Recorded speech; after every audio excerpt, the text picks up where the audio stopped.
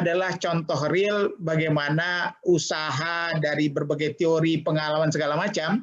Beliau pernah menjadi profesional, juga orang yang bekerja di Litbang, tapi sekarang menekuni sebagai produsen pupuk organik ya, Labe. Dan itu sudah berkembang di Sumatera Barat dan juga di Jawa Barat juga, dan mudah-mudahan seluruh Indonesia. Kita berharap banyak ini produksi beliau ini bisa menyebar luas di Sumatera Barat dan seluruh Indonesia. Kami persilakan kepada Bapak Marindo Palar.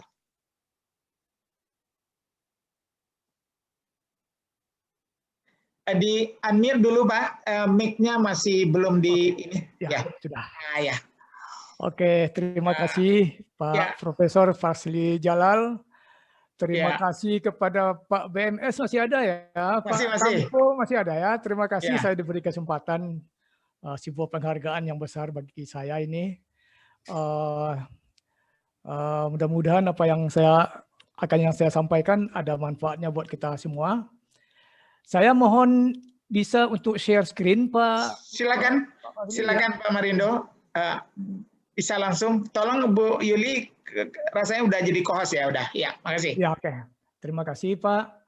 Bapak Ibu, karena kita di sini bicara mengenai mengenai pertanian, maka bisa kita katakan bahwa kalau bicara pertanian kita tidak terlepas dari bicara tanah, ya.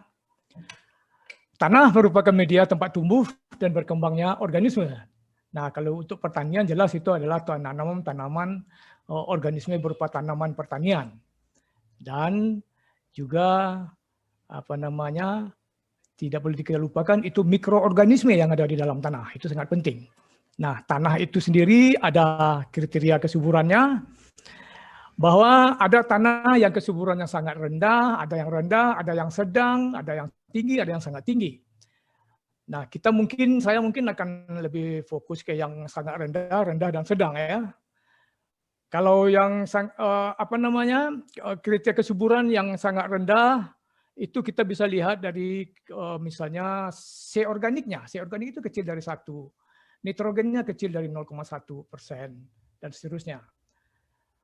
Nah, kesuburan ini juga dipengaruhi oleh banyak faktor. Ada faktor fisika, ada faktor kimia, ada faktor biologis. Faktor fisika itu contohnya misalnya kemampuan mengenai porositas. Porositas itu kalau makin besar porositas kemampuannya mengikat air itu akan sangat kecil. Itu akan mengakibatkan perakaran tanaman akan menjadi kering, tanaman tidak tumbuh dengan bagus. Juga kegemburan itu akan berdampak kepada keleluasaan perkembangan akar. Juga sirkulasi udara, kita nanti akan lihat apa pentingnya sirkulasi udara dalam tanah. Kemudian faktor kimia itu bicara tentang pH, ada pH yang rendah, ada pH netral, ada pH yang tinggi. pH rendah itu membuat tanaman tidak tumbuh dengan bagus karena pH rendah bisa mengikat komponen-komponen unsur hara yang ada di dalam tanah. Kemudian kecukupan unsur hara, tadi seperti di kriteria kesuburan tadi, kecukupan unsur haranya harus lengkap. Kemudian ada lagi faktor yang mempengaruhi di faktor kimia ini adalah konsentrasi unsur yang bersifat racun. Ya, ada logam berat dan lain sebagainya. Kemudian biologi, faktor biologi itu keberadaan makrofauna seperti cacing misalnya. Kemudian kecukupan mikroorganisme, nah ini sangat penting, mikroorganisme ini sangat penting. Kemudian keberadaan mikroorganisme patogen ya yang negatif. Nah, itu akan mempengaruhi kesuburan tanah dan akan mempengaruhi tanaman.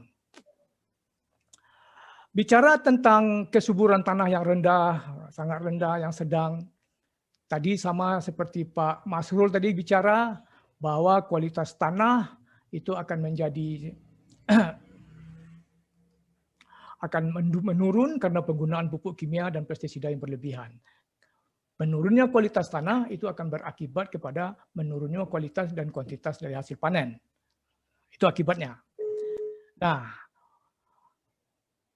ini adalah ini adalah jenis-jenis unsur hara yang diperlukan oleh tanaman. Ada hara makro, ada C, ada hidrogen, oksigen, nitrogen, fosfat, kalium, dan segala macam. Hara makro dan hara mikro. Nah, dibutuhkan sedikit tapi perlu ada. Nah, kalau tingkat kesuburan tanahnya sedang, rendah, sangat rendah, solusinya apa? Kita kasih pupuk. Tapi pupuk itu ada dua jenis. Ya, kita bicara tadi pupuk anorganik dan pupuk organik. Pupuk anorganik itu dibuat dari bahan kimia. Kita menyebutnya pupuk kimia. Nah, kalau kita mau menerapkan pertanian organik, pupuk kimia ini tidak boleh kita pakai. Dan satu lagi jenis pupuk itu adalah pupuk organik yang dibuat dari sisa-sisa metabolisme hewan dan atau sisa tumbuhan dan atau ya bisa kita campur. Selanjutnya kita bicara tentang pupuk organik. Nah, pupuk organik ini seringkali juga bermasalah. Karena apa? Karena banyak yang tidak memenuhi standar. Di masyarakat kita berkembang istilah pupuk organik itu adalah pupuk kotoran ayam, kotoran sapi, campur-campur jadilah pupuk organik. Ya. Nah, ini sekarang juga bermasalah. Di daerah Alan Panjang itu sudah banyak orang tidak lagi begitu antusias menggunakan pupuk kotoran ayam yang mentah misalnya. Nah, apa solusinya? Solusinya kita harus menggunakan pupuk yang sudah lolos uji mutu, itu pasti. Dan kemudian yang punya izin dari Departemen Pertanian. Di samping lolos uji mutu, dan terdaftar di Departemen Pertanian Republik Indonesia, pupuk organik itu juga akan bisa lebih bermutu tinggi bila diperkaya dengan mikroorganisme penyubur. Apa itu mikroorganisme penyubur? Yaitu mikroorganisme yang punya kemampuan menambah nitrogen dari udara, yang punya kemampuan melarutkan fosfat dalam air, yang punya kemampuan melarutkan kalium dalam tanah, yang menghasilkan anti hama, yang bisa menghasilkan zat pengatur tumbuh, itu mikroorganisme penyubur. Nah, ini kami sebut sebagai pupuk bioorganik untuk membedakan dengan pupuk organik yang tadi kita sebutkan, yang oleh masyarakat kita itu pupuk organik campuran kotoran ayam, kotoran sapi, bla bla bla, jadi pupuk organik. Kita bedakan antara pupuk organik dan pupuk bioorganik. Nah, inilah labek. Labek adalah pupuk organik yang sudah diperkaya dengan mikroorganisme penyubur.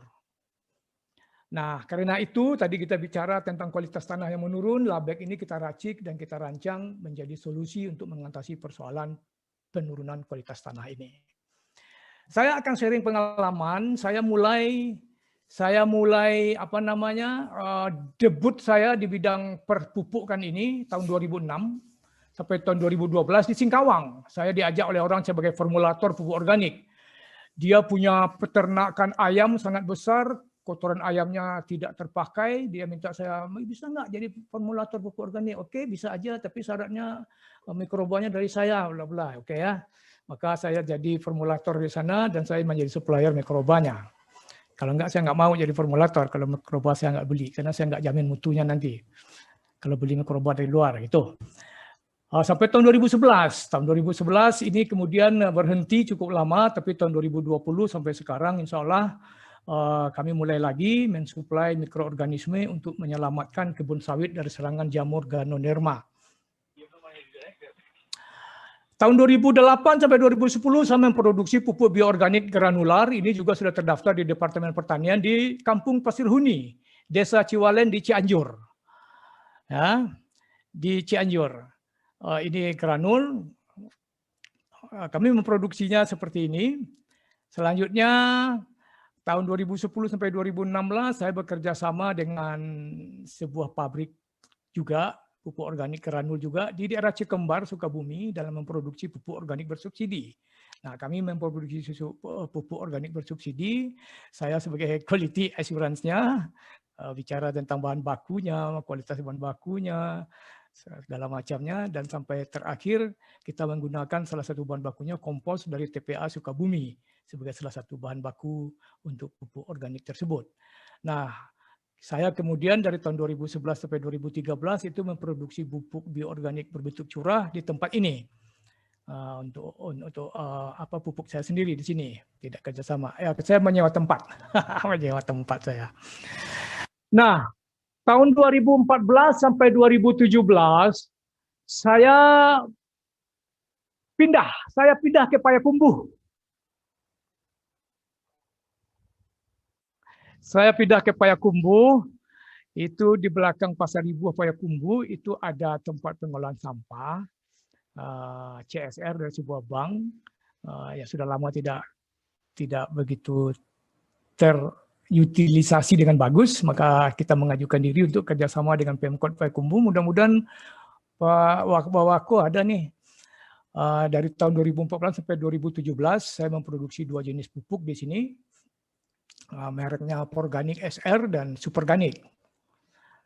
Kemudian ini adalah pengalaman aplikasi kita. Pabrik saya yang di Ciwalen tadi, di Desa Pasir Huni, ini saya sengaja sampaikan di sini karena dari pupuk yang kita hasilkan diaplikasikan di sini itu di sini ada kebun cabai yang sudah merana, sudah banyak yang layu kena fusarium sebagian, kena merana sebagian, yang kata pemiliknya harapan panennya 20%, dengan pengaplikasi pupuk kita naik menjadi 80%. Sedangkan yang ini yang sebelah yang lebat ini katanya sudah panen yang ke-6 kali.